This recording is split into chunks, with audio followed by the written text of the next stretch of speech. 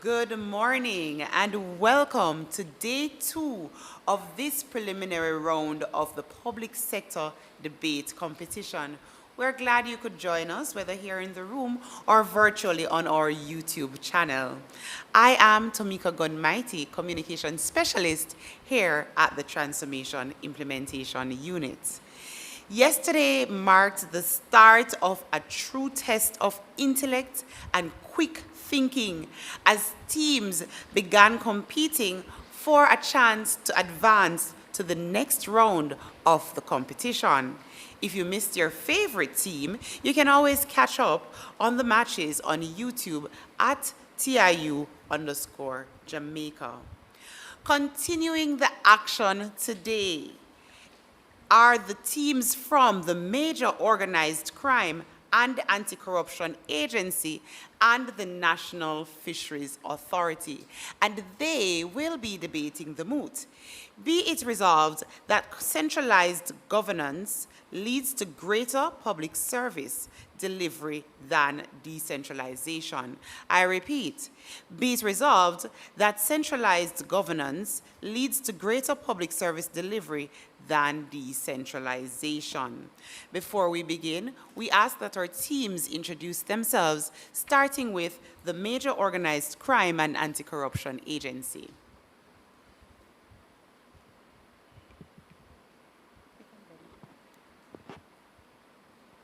Good morning. My name is Francine Lynch. I'll be your first speaker. Morning, everyone. Shantae Burke. Good morning, everyone. I am Nicole Atkin-Wilson, and I will be the third speaker. Thank you so much to our team from the Major Organized Crime and Anti-Corruption Agency. We now turn our attention to the National Fisheries Authority as their team members introduce themselves. Good morning, everyone. My name is Diamond Reed, and I'm the first speaker for the opposition. Good morning. I am Karen Brown, second speaker for the opposition. Good morning, everyone. My name is Kamisha Harrison Plummer, and I am the third speaker for the opposition. Thank you so much to our opposition, the National Fisheries Authority. This morning, the team of adjudicators are our partners, the Jamaica Association for Debating and Empowerment, and we invite our judges to introduce themselves. Good morning, everyone. My name is Robin Thomas Matthews, and I'll be the chair judge for this round. Morning, everybody. Kenisha Nelson, and I am one of your wing adjudicators. Good morning, everyone. Kaliseti Vassal, honored to serve as your next wing adjudicator. Thank you so much to our judges, and thank you to our teams who are all familiar with the rules. So I now turn over to the judges. All the best to both teams. All right. Good morning, everyone. So, of course, you know, this debate is going to be governed by the Jade parliamentary format. This format will see the first speakers from each team present for 7 minutes. Second speakers, you'll have 6 minutes, and the third and final speakers, you'll have 5 minutes to present your case. It's important to note that the first and last minute of each speech is considered protected time, in which no points of information will be allowed. Now, when you've exited your first period of protected time, that is, you've spoken for 1 minute, you're going to hear the bell ding once, right? Now, when you entered into your second period, you're going to hear the bell ding again. That means that you have 1 minute left, and that means no more points of information can be asked. When you've used up all of your allocated time, the bell is going to ding twice. That means that we are giving you a 15-second grace period to finish that really compelling argument or thought. At the end of that 15 seconds, the bell is going to ding continuously, and that means you should yield the floor because it's time for your next speaker to present, right? Important to note that between the first and last speeches, rather the first set of speeches and the second set of speeches, we're going to have cross-examination periods, which I'm sure are going to be extraordinarily fun. The last thing I want to say is that no points of information will be allowed during the reply speeches. All right, ladies and gentlemen, with that said, it is time that we get this match underway. The moot before us once more reads, be it resolved that centralized governance leads to greater public service delivery than decentralization. We invite the first speaker from Team Mocha to open this debate. Hear, hear.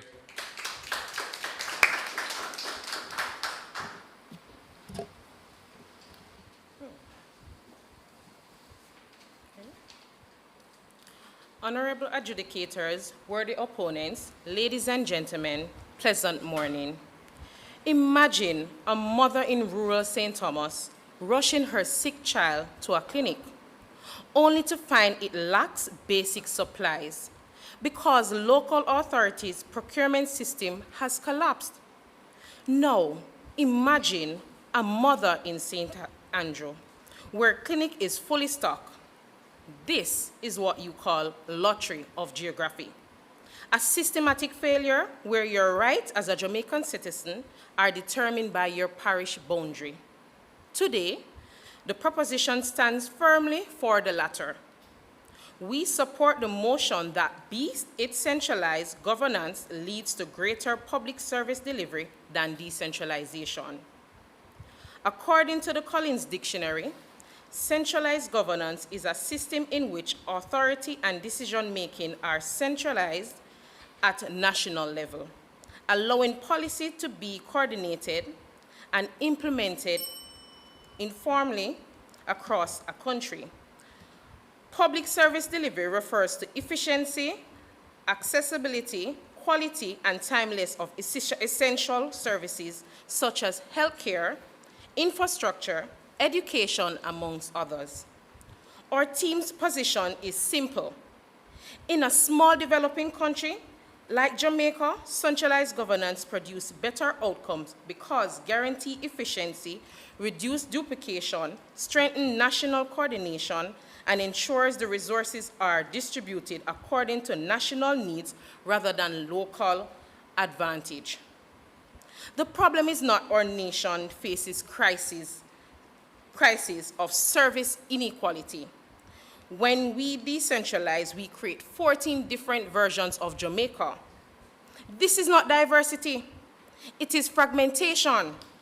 According to Vision 2030, National Development Plan, Jamaica's goal is to become a place of choice to work, live, and raise our families.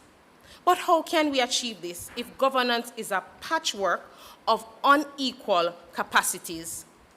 Mr. Speaker, there is a myth of local readiness. The opposition will speak of community empowerment, but let us look at the facts. The Auditor General's Report 2025 reveals that some parishes have not accounted for their spending for over a decade. My second speaker will speak more on this point. Our third speaker will rebut and sum up our case.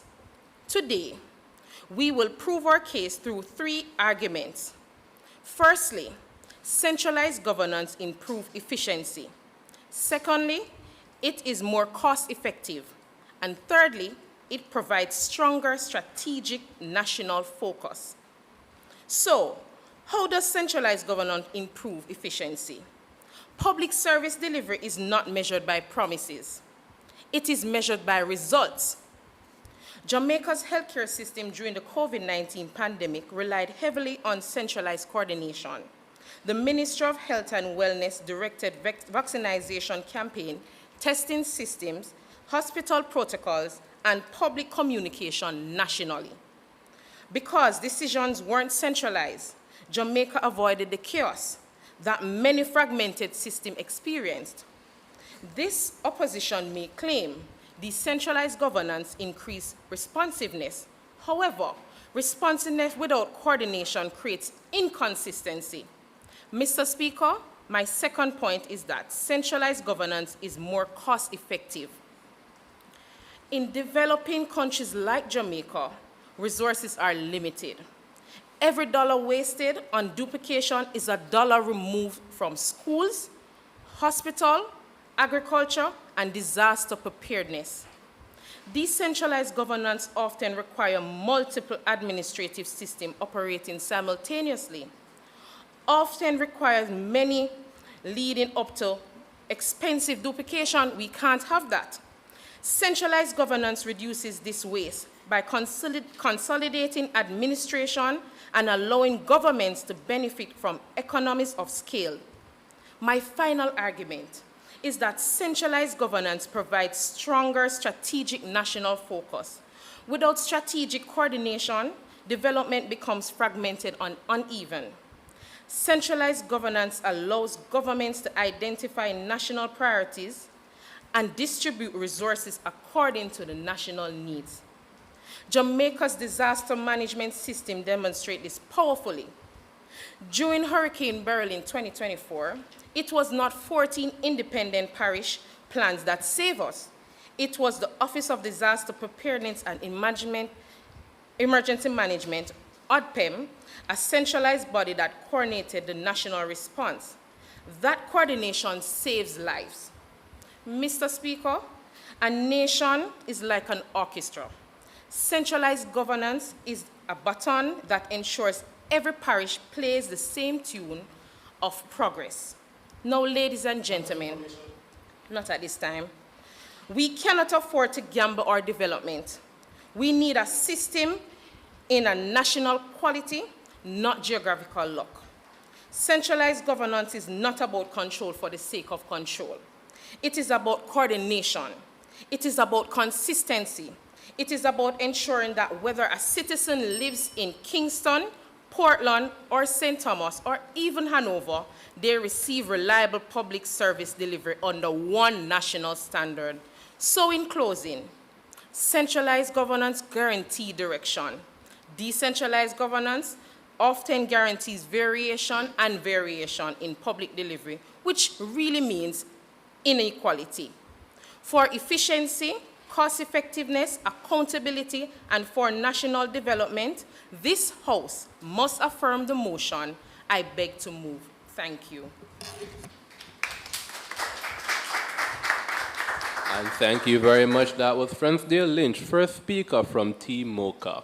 At this point in time, we invite the first speaker from the National Fisheries Authority, Diamond Reid. Please make her welcome.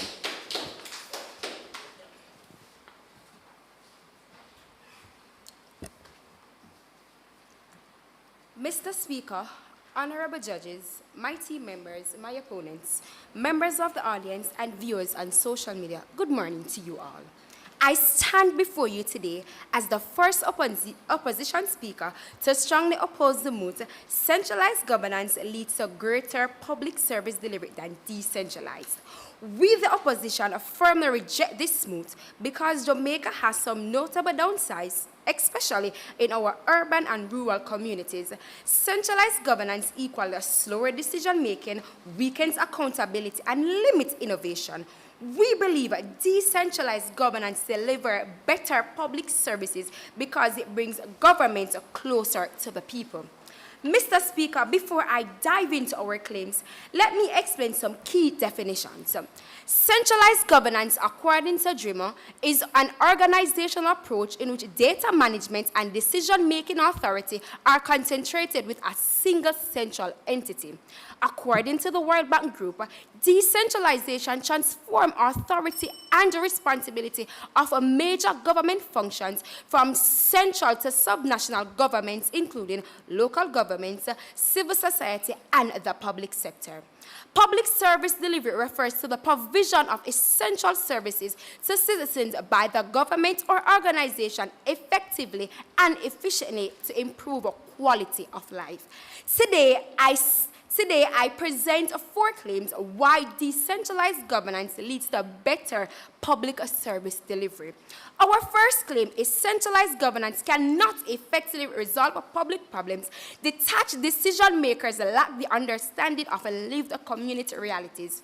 One of our biggest weaknesses of centralized governance is that decisions are usually made by officials who may be far from the daily struggles of ordinary citizens like you and I. Many policymakers make decisions based on reports and statistics rather than first-hand understanding of the need of every parish, district, or rural community. For example, in Jamaica, urban and rural communities frequently complain about poor road conditions, irregular water supply, inadequate drain, and delayed infrastructure repairs. While central government officials may see reports, citizens are forced to experience this hardship every day. Decentralized governance helps us spread decision-making across different levels of administration. This allows local leaders who better understand community realities to respond more quickly, effectively to public needs. Our second claim is that decentralization makes public service effective as the recipient participates in decision-making process and help to shape them. Decentralization strengthens democracy and public participation. When citizens are involved in shaping policies, services become more responsive to actual communities. According to Vision 2030, governance is most effective when it reflects partnership between the state and non-state actors. Under decentralized system, community meetings, town hall meetings, and local development committees allow citizens to directly influence policies and decisions affecting their communities. This participation increases trust, transparency, and accountability because our citizens feel heard and included in governance. Our third claim, centralized creates unnecessary bureaucratic bottlenecks that delay critical public service. Mr. Speaker, when all authorities are concentrated at the top, even local projects often require approval from multiple ministries, agencies before actions can be taken. In Jamaica, local projects often depend heavily on central government fundings and approvals. This often delays in road repairs, drain cleaning, garbage collection, and community development projects. Our communities have been suffering way too long while the paperwork moves slowly through large layers of bureaucracy. The big potholes in the roads cannot wait months for approval. Point of information. Not accepted. Take, for example, Spark, a road rehabilitation program. Although it was introduced by central government to improve Jamaica's roads, poor road conditions remain a major issue affecting citizens daily. Additionally, we have seen employment initiatives like JEEP, introduced by central government that collapsed before meaningful results could be achieved. Mr. Speaker, communities cannot afford to wait months for approval while urgent problems continue to worsen. Our fourth and final claim is decentralized transform governance from top-down system into a more collaborative model of public administration. Decentralization encourages collaboration between local authorities, community groups, and residents. As a result, communities will become more committed to protecting, maintaining, developing projects they helped create. For example, on Friday, May 8, 2026, a Gleaner article highlighted the approach by the JCF to partner with community for better results. It is stated in Green Island, Hanover, the police partner with community members to identify, report, and solve issues through regular engagement, which has shown to reduce crime rates. Good governance is not about top-level power in one place. It is about creating systems where leaders and citizens work together to solve problems effectively and improve people's lives. In Japan, decentralization started from the 1990s, and leadership at the time understood decentralization reform, which was inevitable to correct the excessive concentration in Tokyo. Japan has shown us that decentralization does improve efficiency and the output to the public. While centralized governance has failed in Tanzania because the central government system weakened local councils, resulting in poor public service delivery, proposition may argue that centralized governance creates uniformity and control. Uniformity means little if a service remains slow, unconnected, and ineffective. A centralized system may appear organized on paper, but it fails to meet the real needs of citizens, then it has failed its purpose. Decentralization succeeds because placing decision-making closer to the people most affected by these decisions. In my closing, ladies and gentlemen, centralized governance often fails because decision-makers are out of touch with local realities. Excessive bureaucracy delays action, and communities are excluded from influencing policies. Decentralization creates participation, accountability, responsiveness, and collaboration. For these reasons, we firmly oppose the moot. Thank you. And thank you very much. Diamond Reed from the National Fisheries Authority. At this point in time, ladies and gentlemen, we're going to go into our first period of cross-examination. This segment will see first Team National Fisheries Authority posing 3 questions to Team MOCA. Each question will be limited to 10 seconds, and each answer will be limited to 45 seconds. It's important to note that for the team asking the question, only one person may do so at any given point in time. However, for the team answering the question, the entire team can chime in to provide the most robust and comprehensive answer possible. After the 3 questions have been asked by Fisheries, we'll invite Team MOCA to pose their 3 questions. With that said, ladies and gentlemen, let us engage in our first period of cross. We invite from National Fisheries Authority their first question. Our question to you: if a centralized governance is more effective, why do many centralized systems still struggle with poor delivery of health, education, and water services?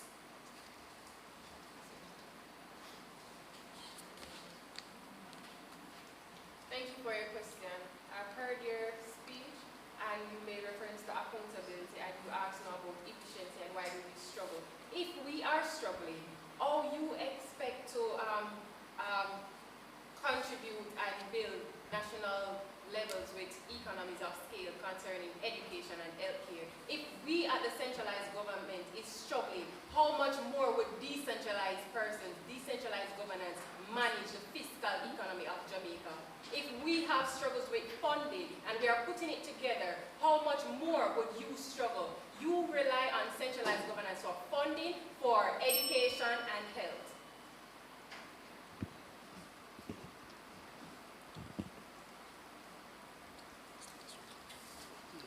How can one central authority fully understand and respond to the different needs of local communities across an entire country? Thank you. So, a central government does not operate blindly. It relies on data collection, regional offices, surveys, and local administrative reports to understand parish-level needs. The key difference is that while information is gathered locally, decision-making remains coordinated nationally, ensuring consistency and fairness.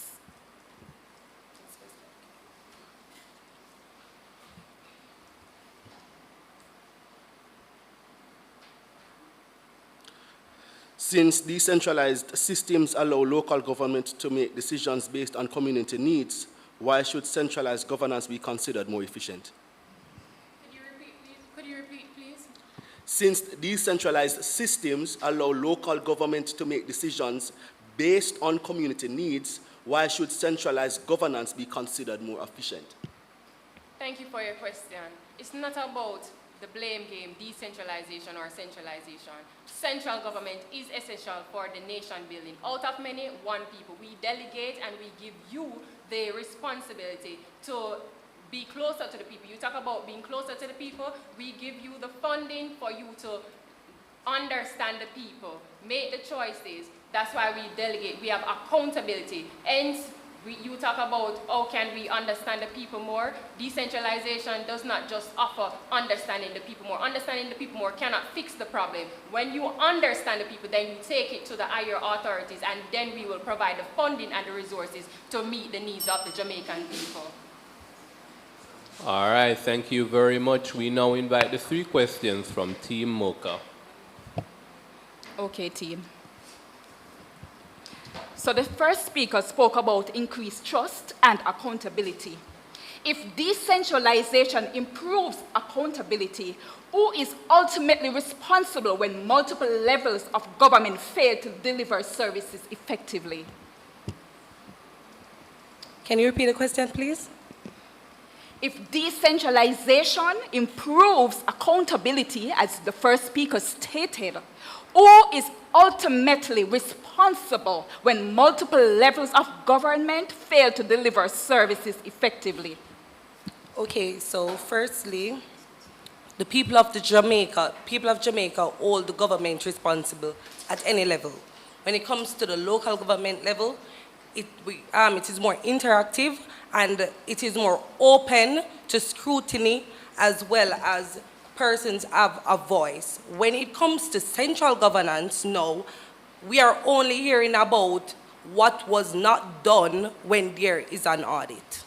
And those who are closest to the problem are better able to provide solutions. Versus when someone is further away from the problem, what you have is a lot of paper pushing and not a lot of information or resolution. Next question. You talk about budget, funding, and centralization gimmicks. Can you explain how local authorities with limited budget can provide the same level of health care provided at the national level for central government? Can you explain that, please? Decentralized does not operate in and of itself, meaning that the money don't appears. The national budget is there.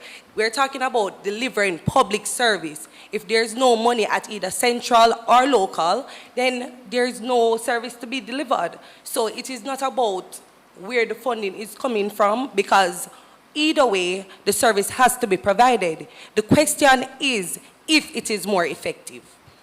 If it reaches the people when it should.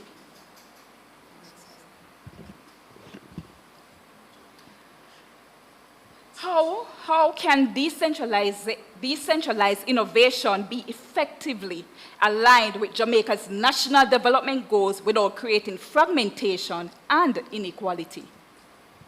Fragmentation occurs every day. It happens at the different ministries. It happens at the local agencies. So fragmented is not a bad thing. What is a bad thing is that if some of these fragmented groups, they are left behind. And also, if something is efficiently bad, then it means that governance is poor. So whether it is decentralized or centralized, if it is that you have a system that is poor, then your efficiency is basically wasted. And so what we propose with decentralization is that everybody gets an opportunity to meet each interest level at the point that they are, so that there is greater efficiency versus something being stuck in a centralized space where you have to go through different layers to get to a single solution. For example, I'm seeing your face over there, if I may. And you may not. All right, thank you very much for that first period of cross-examination. Yes, a round of applause, please. At this point in time, we'd like to invite the second speaker from Team Mocha. Please make welcome Shante Burke. Here, here.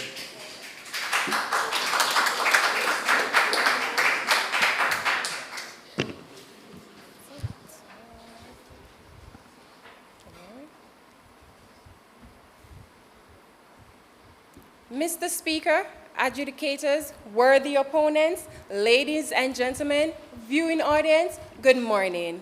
When citizens need results, they need coordination, not confusion. As second speaker for the proposition, I stand to reinforce my team's case why centralized governance remains the most practical and effective system for Jamaica. Today, I'll just be talking about two claims, 2 points, 2 arguments. 1, centralized governance strengthens accountability. 2, Jamaica's local authorities lack the financial and institutional capacity for extensive decentralization. How can accountability truly exist when authority is scattered, responsibility is unclear? How come? Firstly, Mr. Speaker, centralized governance promotes accountability because it creates one clear chain of command. When authority is centralized, citizens know exactly who is responsible when services fail. Everyone shares authority. If everyone shares this authority, who is ultimately responsible when things go wrong? Or us in Jamaica would say, what can go so? If authorities fail, Who do you blame? We have the blame game. Local authorities blame central government for lack of funding, while central government blames local councils for poor management. This creates confusions, not solutions. My worthy opponent, we already see the evidence of this problem in Jamaica's municipal corporation, lack of accountability. According to reports from the Auditor General, all 14 of our Jamaican municipal corporations accumulated over 95 outstanding financial statements. Now, these statements issued disclaimer reports. Please check out disclaimer reports.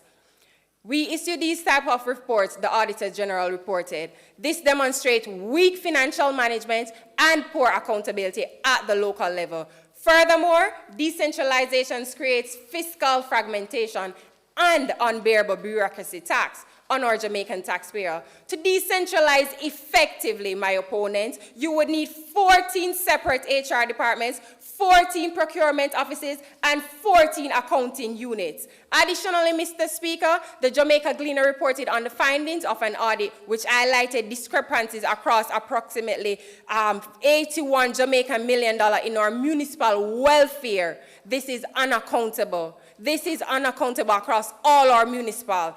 If local authorities already are struggling to properly account for our Jamaican taxpaying funds, how can the opposition argue that they should be given the greater control over our nation's services and resources? How come? Centralized governance improves monitoring, enforcement. We allocate resources directly, enforce timelines, and hold officials accountable. Mr. Speaker, efficiency and inefficiency corruptions becomes harder to control. This is what decentralization causes. This leads directly into my second claim. If decentralization cannot uphold to the principles of accountability, how will they manage financial capacity? How come? Jamaica simply does not have the financial capacity for large-scale decentralization. Many municipal corporations already struggle to maintain roads, you say, my opponent, drainage, garbage collection, and markets. Property tax only accounts for a small portion of local government budgets, forcing local authorities to depend heavily on central funding. The opposition, you may argue that decentralization accounts for local faster decision-making. How faster decision means nothing without the money. If you make decisions faster, how can you implement it without the money? Who will you turn to? Your decentralized functions, you will have to go to the Ministry of National Security or Ministry of Finance for funding. Who will you turn to?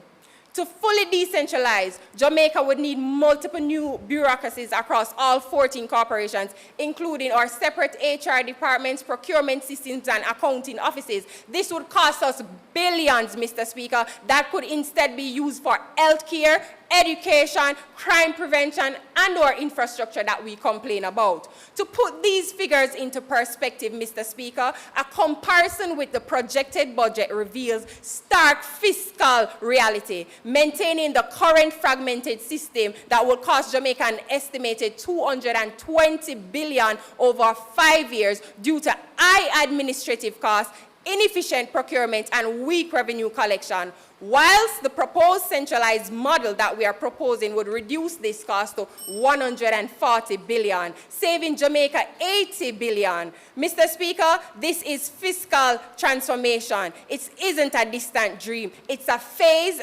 practical plan. Year 1, we consolidate HR payroll and shared services. Year 2, national procurement. Year 3, unified digital governance. And year 4 and 5, we will see the achievement of full integration. Mr. Speaker, my worthy opponents, for sensitization purposes, decentralization have been a long-standing liability for many countries globally, especially those who lack financial capacity. Studies globally have shown that decentralization often fails in developing countries because local governments lack the capacity to manage public finances effectively. Ladies and gentlemen, in Jamaica, it is not a theory. It is about survival and effective service delivery. Centralization allows us to combine local knowledge with national power, national funding, and national accountability. Therefore, in a country like this, with limited resources, national demands, we choose centralized governance. Thank you.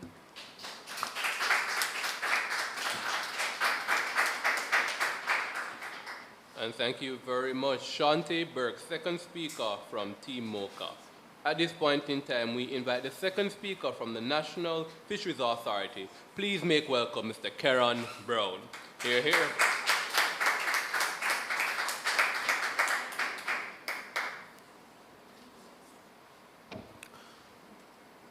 Mr. Speaker, judges, our team in the audience, as well as those viewing online, good day. My opponent, our the proposition second speaker, would have us believe that accountants are not present at the local level. The proposition would also try to pull a wool over your eyes, Mr. Speaker, and would have you believe that centralization equals efficiency. That is, if one authority controls everything, then the public services magically becomes faster, fairer, and more effective. But public service delivery is not about control. It is about outcomes. Citizens access services quickly.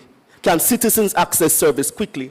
Do services reflect local realities, and are decisions responsive to the people effective? On all three measures, centralized governance falls short. As the second speaker for the opposition, I will strengthen our case by demonstrating four realities. Centralized governance struggles to solve public problems because decision makers are often detached from the lived realities of communities. Decentralization makes public services more effective because the people receiving the services help shape them.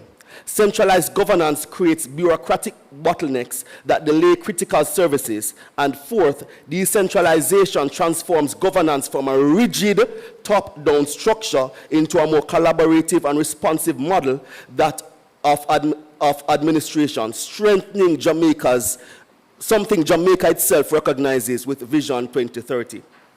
The biggest weakness of centralized governance is distance. Distance between policymakers and citizens, distance between policy and lived experiences. Jamaica is not one uniformed community. The needs of citizens in Montego Bay are not the same as rural St. Thomas. Clarendon's flooding concerns are not Kingston's traffic concerns. Yet centralization assumes that one authority sitting far away can understand every issue equally. This, Mr. Speaker, is unrealistic. Take us at the National Fisheries Authority. Fishing communities in Portland faces completely different realities from those who are in St. Elizabeth or even Morant Bay. A centralized approach risks applying broad-brush solutions to deeply local problems. And that flaw is what we hear being crescendoed by the proposition. Public service improves when government understands people's reality, not just reports on paper.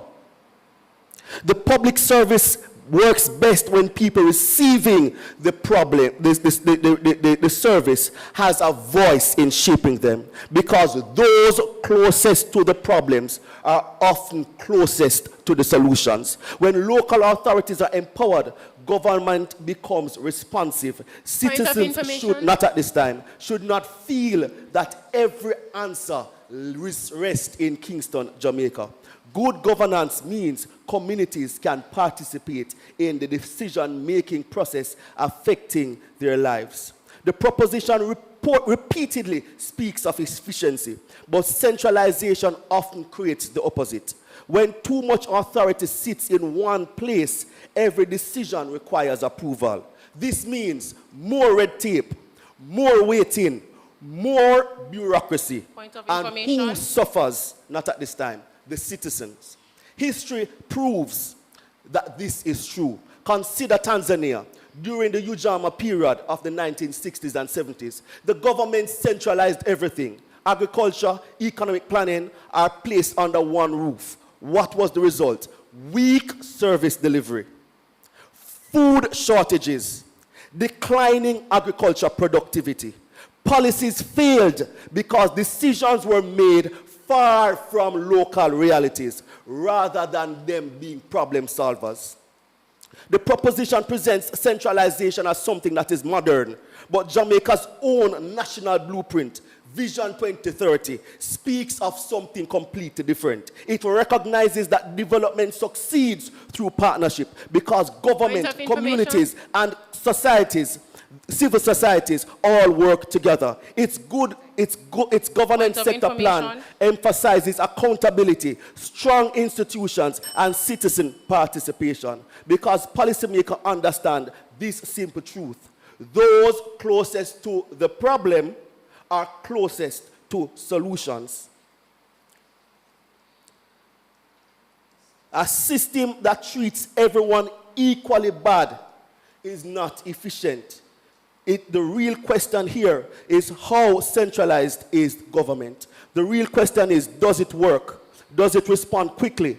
Does it reflect local realities? Can citizens access service without unnecessary barriers? And across all four realities, we have demonstrated detachment, weak participation, bureaucracy, and a lack of collaboration. The proposition promises an efficiency that simply does not hold. Centralization, Mr. Speaker, it looks very, very good on paper. But the people that were served by our government, they do not live on paper. Governance closer to the people improves service delivery.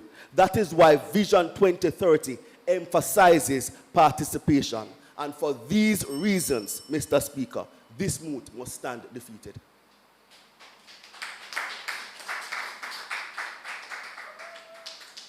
And thank you very much, Karen Brown. Ladies and gentlemen, we are in the second period of cross-examination.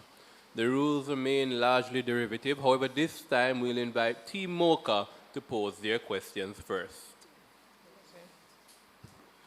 Thank you. Good morning. My worthy opponents, you refer to Tanzania government. Why would you use such a reference when simply the World Bank in 2005 reported that their system failed, decentralized governance failed because of poor accounting systems and weak financial management, which undermined their own decentralized governance?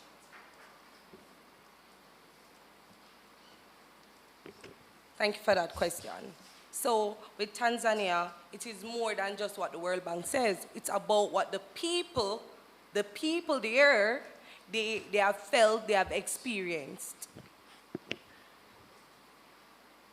Incomplete answer. Incomplete.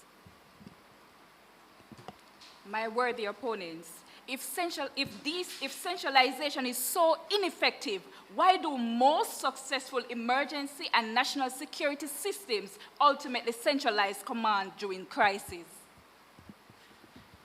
That is a very good question. And here is what is also true, that you sitting over there is also a byproduct of decentralization.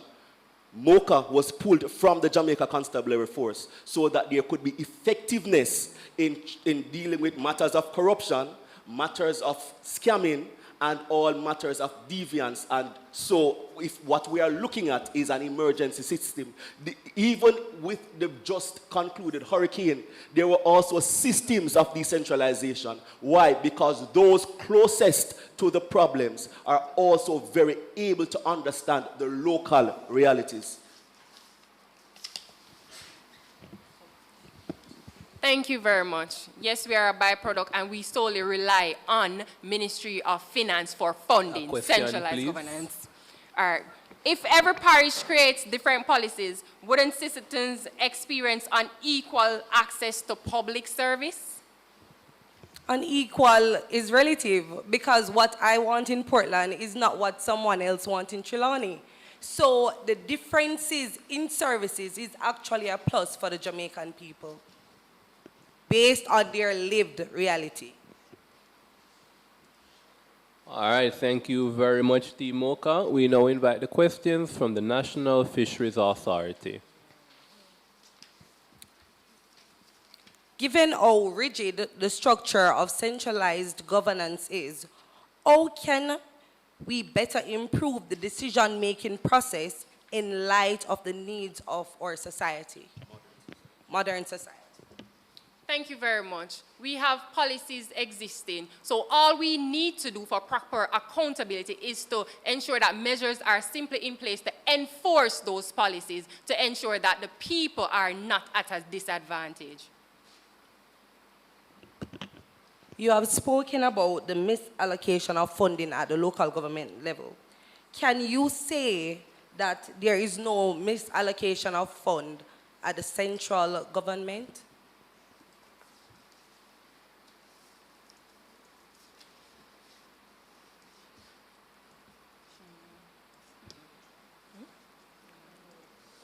Could you repeat, please? Sorry. Oh, you have spoken about misallocation of funding at the local government level. Can you say if this is devoid at the central government level? We all know, and that's rhetorical, we are MOCA and we fight corruption. And where you have people, there is the likelihood of corruption. So either at central government or local government, it will exist. What we can do as a people is to ensure that we have proper accountability, transparency by enforcing our policies are working effectively and efficiently. Thank you.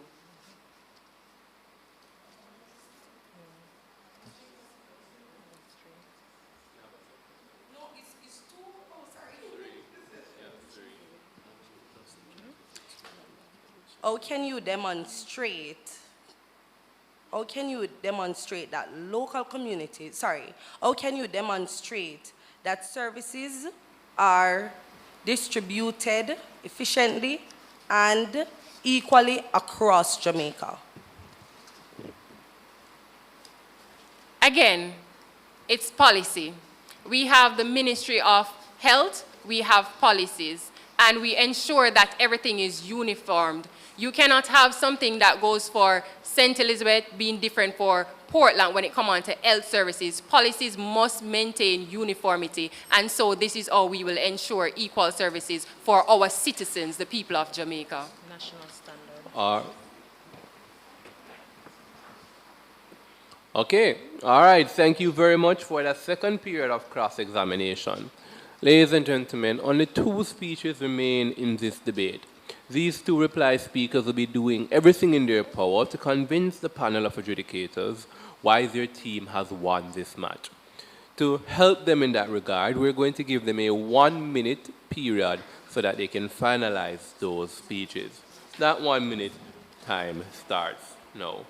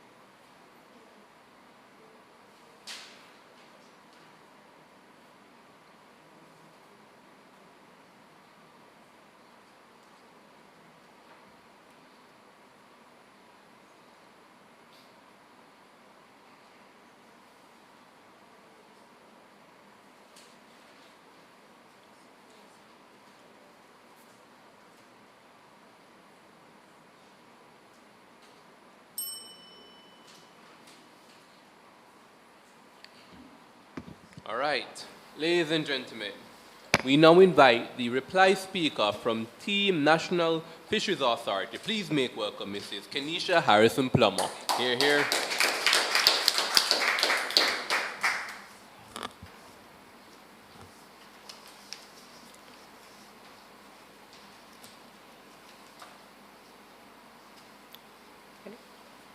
Judges, my opponents, my teammates, members of the audience here and online, good day.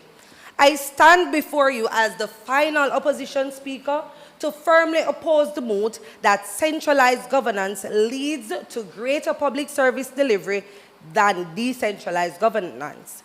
Throughout this debate, the proposition has attempted to convince you that centralized governance creates efficiency, consistency, and stronger national control. However, the opposition has clearly demonstrated that public service delivery is not determined by how much power it is concentrated at the center, but by the results.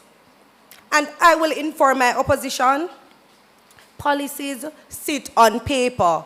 People live realities every day.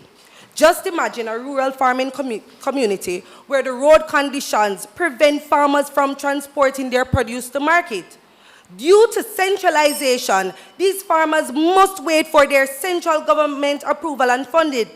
While crops spoil, cost increases, farmers, vendors, and the consumers' lives are affected. This is just a simple demonstration of how centralized governance is disconnected from realities of the citizens as they create needless delays in delivering essential public services.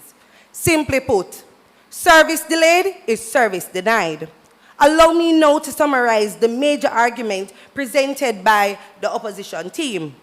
My first speaker has clearly established that centralized governance creates slow decision-making, weak accountability, and unnecessary bureaucracy, whereas decentralized governance improves democracy. Decisions often made by officials who are far away from the realities facing ordinary Jamaicans lacks the intended effects. Our second speaker further proved that centralized governance creates bottlenecks because too many decisions must pass through one authority. That is one of the reasons why several policies and programs are still stuck in the pipeline. The public perception of the public sector is that we are paper pushers, talk shop, because of the unnecessary delays, the backlogs, and subsequently inefficient service delivery. Mr. Speaker, Jamaica is not a single community. All parishes' realities and experiences differ. The needs of St. Elizabeth are different from those of Kingston's. The water issues facing Montego Bay are different from those in Rocky Point. Still, centralized governance assumes that one authority can actually manage every issue across the island with the same level of understanding and responsiveness. This assumption is clearly unrealistic and, if I may say, ludicrous. The pains of centralization do not squarely resonate with Jamaica, but we have seen international examples such as South Africa, where the health implementation is failing because of the rigid top-down centralized hierarchy that failed to involve stakeholders, causing inadequate healthcare delivery. However, Denmark and Japan have proven that decentralization can produce high levels of efficiency, accountability, trust, and citizen satisfaction because services are delivered closer to the people. Now let us examine the opposition's core argument. The proposition has emphasized uniformity and centralized control. But, Mr. Speaker, uniformity does not mean effectiveness. One size not fit all. Uniformity should never be mistaken for quality or accessibility. Services can be uniformly slow or uniformly disconnected.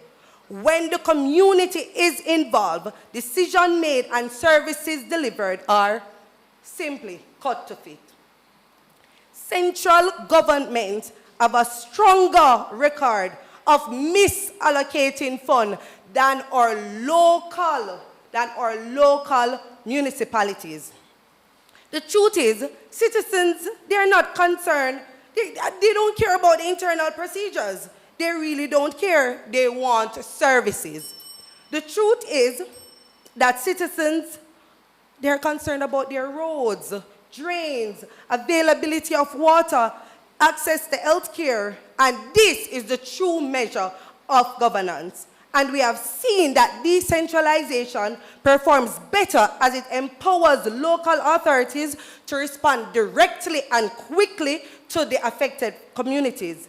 Decentralization recognizes that all communities are different. I rest my case.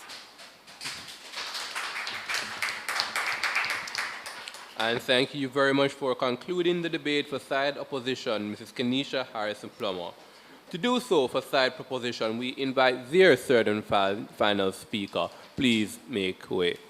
Make her welcome, ladies and gentlemen.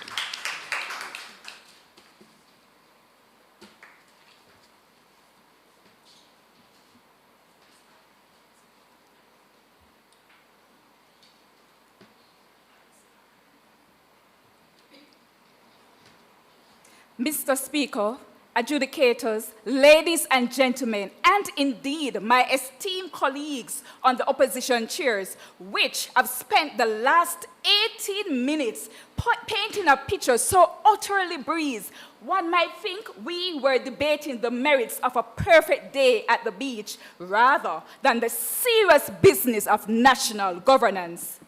We have noted that the members of the opposition are misleading the House by presenting decentralization as a perfect solution to governance.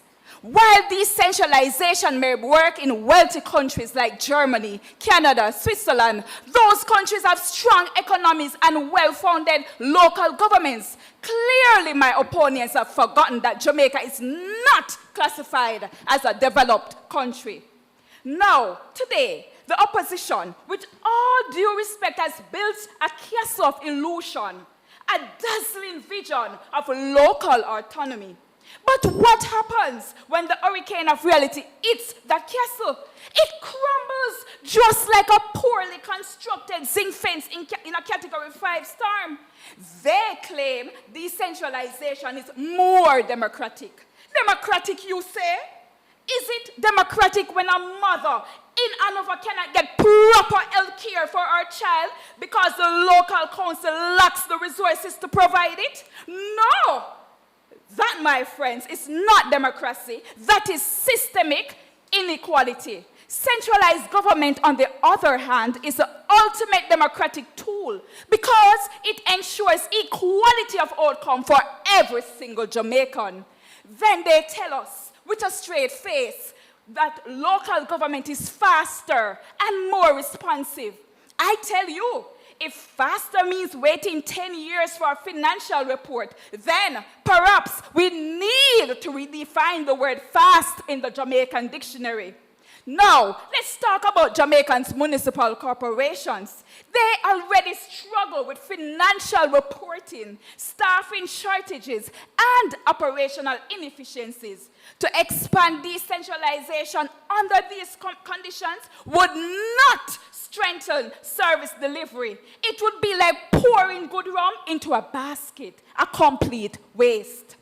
If local governments are struggling to fix potholes and collect garbage, how on earth do you, my opposition, expect them to manage national responsibilities independently?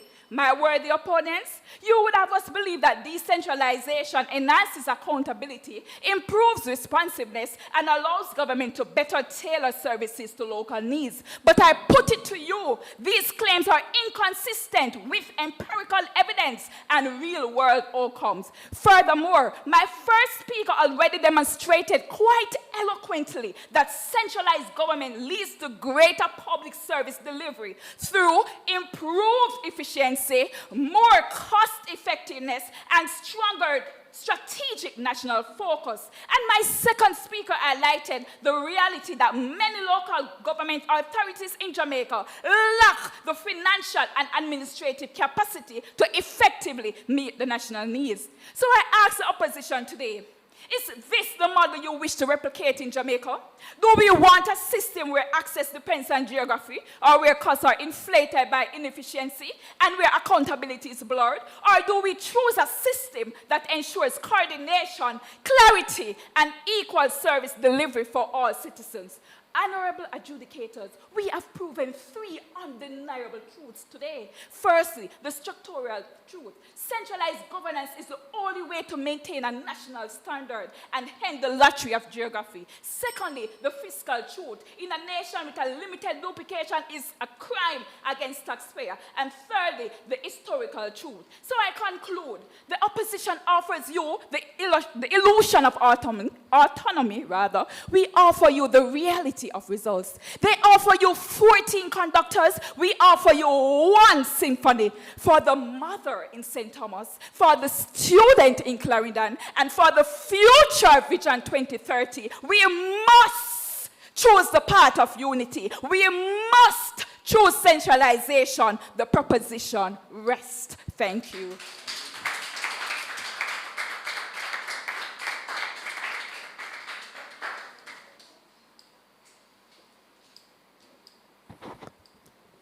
Ladies and gentlemen, the arguments have been made by Team Mocha and Team NFA. They dealt with the moot.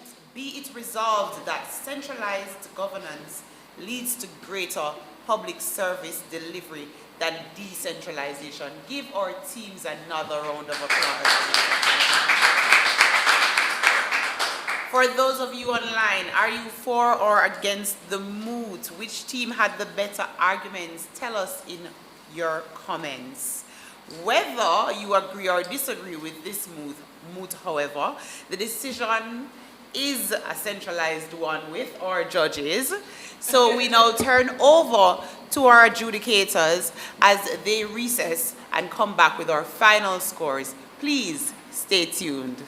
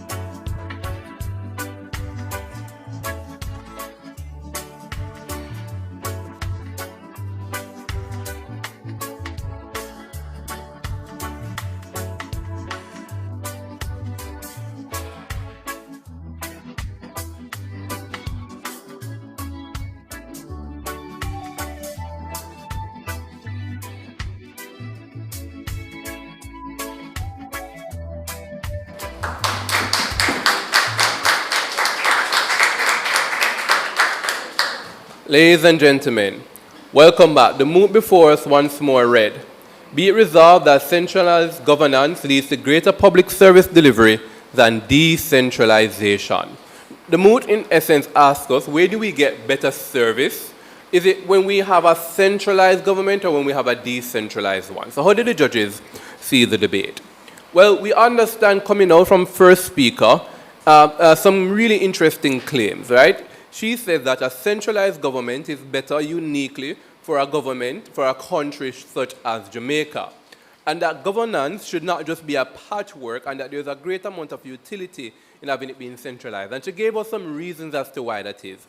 She tells us that 1, it improves efficiency, 2, it is more cost-effective, and 3, that we get stronger strategic national focus when it is that we have a centralized governance. We think that these are 3 very interesting claims. We, however, wanted to find out a lot more from you on each of these claims, like every single one of them. For example, this idea that it improves efficiency, you tell us that, well, one entity was responsible for all the coordination of COVID, and that was the Ministry of Health and Wellness, and that this was centralized coordination, and that functionally this is evidence of something really awesome. We think that's like a start of your mechanization. We think at that point in time you need to be digging a lot deeper into your mechanization. Not just telling me an example, you need to tell us exactly how it works, principally, and get down into it.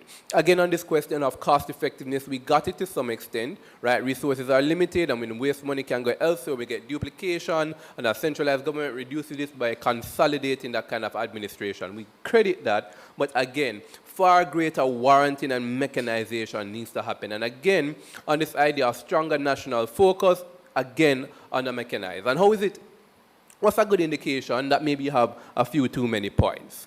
If you as a Prime Minister, first speaker, have the job of setting up the debate and defining terms and signposting and all of that, you don't necessarily have the capacity to present 3 substantive arguments. We warned about it a lot in the training, and we saw it happening here. And it kind of just goes to show that, again, if you're having so many points, you aren't necessarily getting the time to mechanize them. We'd advise abandoning one of those points and then spending a lot more time mechanizing what we got. Now, I have a similar criticism, of course, over by the National Fisheries Authority. They tell us that this strengthens democracy, right? When we have a decentralized government, citizens can see how they shape policy. The question on the minds of the judges is, 1, how is it that it is intrinsic to a decentralized government that we get greater citizen engagement? We didn't understand that so clearly from your first speaker. We understood it a little bit more as the debate goes on. We also understand as well that decentralized governments move more quickly. Again, that's a claim that wasn't fully mechanized from you, but it ended up being mechanized to a greater extent later on down the debate. And again, this idea about bottlenecks and all of that. So again, on both sides, we're seeing really interesting claims coming out of their first speakers. We definitely wanted to understand far more mechanization. For example, community meetings and town halls that you claim that we get from a decentralized government. What is intrinsic about a decentralized government such that we get these community town halls that we don't get in a centralized government? Because centralized governments have town halls currently. How is it that we get that in a decentralized? How is it that we get greater outcomes from decentralized? And why is that mutually exclusive, i.e. we get a greater benefit from decentralized as opposed to centralized? These are questions that we wanted to know at the end of the 2 first speeches.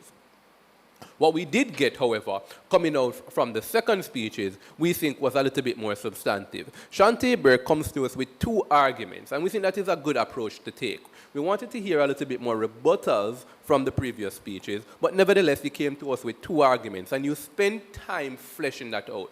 You told us that what actually happens in a centralized government is that we have a strengthening of accountability because you have one clear chain of a command, and that what exists right now is that in the local government, they're not the most scrupulous people, as Shantae contends. They say that there are 95 consecutive outstanding financial statements, that they regularly misappropriate funds and cannot account for funds, and that what we're going to be doing is putting in the hands of these individuals who have not acted with the greatest levels of accountability even more power, and Shantae contends that that's bad. We think that's compelling. We think that is sufficiently mechanized that we particularly love that. We loved as well your second argument about how it is that putting this kind of institutional capacity in the hands of these decentralized governments is a bad thing to do, and we credit that to a great extent. Running down into the debate, we understand again to a greater extent what was coming out of second speaker, the same substantive. Your substantive was largely derivative of first, right? You said kind of the same things again. The benefit that you had is because first wasn't fleshed out so much. When you presented them again, we got a little bit more understanding from it, but we want to caution as well about that kind of derivative nature. But we understand to a greater extent what you were coming out of from first opposition, right? And again, we want to thank the reply speakers for summarily cleaning up the debate. At this point in the debate, if I must be honest myself, I was saying, how am I going to sort through this call? And it is at the point in which the reply speakers came that my decision had begun to become concretized. And when we went inside of that room and fleshed out the debate as it happened, therefore, I'm like, here it is. And so I want to give great credit to both reply speakers.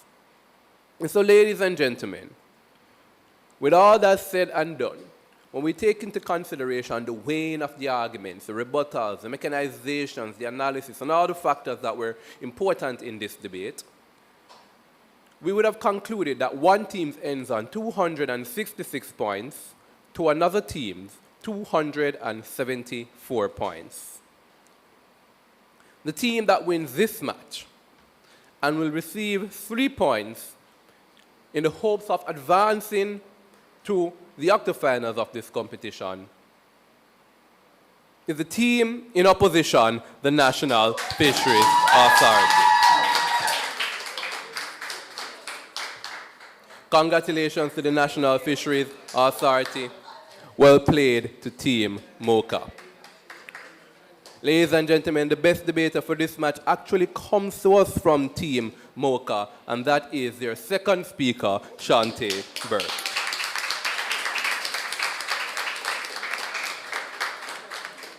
Join us in a few moments, ladies and gentlemen, where we will have the final match of the day. Until then, have a wonderful rest of your time.